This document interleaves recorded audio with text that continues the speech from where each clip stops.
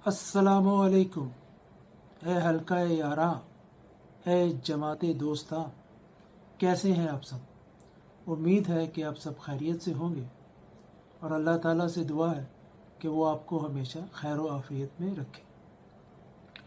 आज हम एक नया सेगमेंट शुरू करने जा रहे हैं जिसका उन्वान है गहरी और सुनहरी बातें।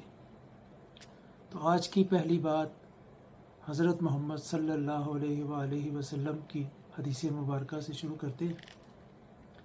आप सल्लल्लाहु अलैहि वसल्लम का फरमान है कि खाना जब भी खाओ हमेशा अपने सामने से खाओ।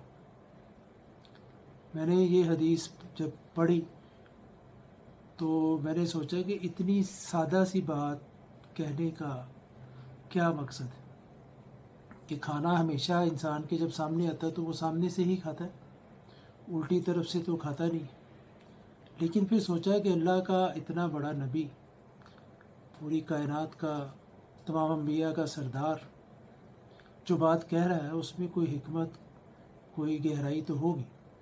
गौर करने पर पता चला कि असल में खाना खाने से मुराद है, सामने से खाना खाने से मुराद है कि अपना हिस्सा, जो तुम्हारा हिस्सा है या जो तुम्हारी हद है उसमें रहकर खाओ, उससे आगे ना बढ़ो। दूसरों का हिस्सा या दूसरों का हक ना खाओ। असल में इस हदीस में जो आप सल्लल्लाहु अलैहि वसल्लम ने बयान किया है वो हमारी पूरी ज़िंदगी का लाहे अमल है।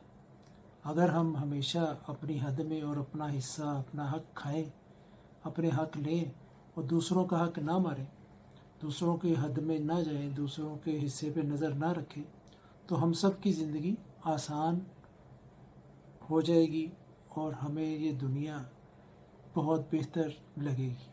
हमें सिर्फ अपनी सोच बदलनी है, अपनी सोच को अपनी हदूद के अंदर रखना है और ज़रा सी सोच बदलने से ज़िंदगी में आने वाली हर मोच निकल जाती है। लहजे में थोड़ा सा लोच पैदा करने से और इधर उधर से नोच कर ना खाने से इंशाअल्लाह हमारी अप्रोच रब्बुल आलमीन तक हो जाएगी।